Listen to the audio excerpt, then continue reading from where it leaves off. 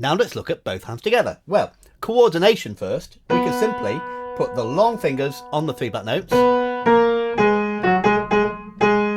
And we could do something similar here.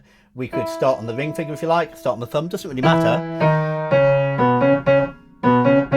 So you can see that I'm using both hands at the same time, but because our hands are a mirror image, for some people when they're beginning it's a little bit confusing, but you can play hands together. Right, now what about some left hand interacting with the right hand? Well, we're ending with this one on the middle black note, G sharp. I am going to whack it down here on a G sharp there, a G sharp there. The 2 middle black notes, we call them an octave apart.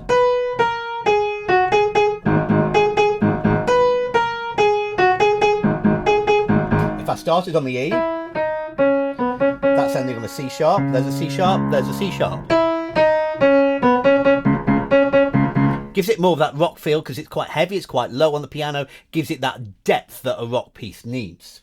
If you want chords, we can do that as well. We're ending on this note, we're going to have a G sharp minor chord. 1, 2, 3, 1, 2, 3, 4.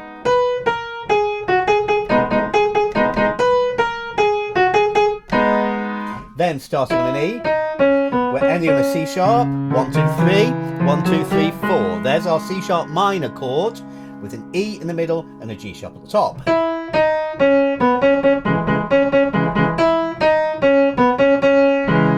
Join them together.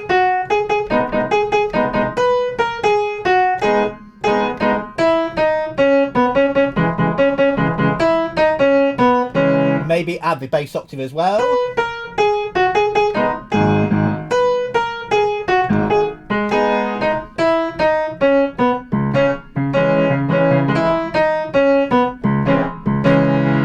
There, I've taken some of the notes with the right hand just to get a stronger chord.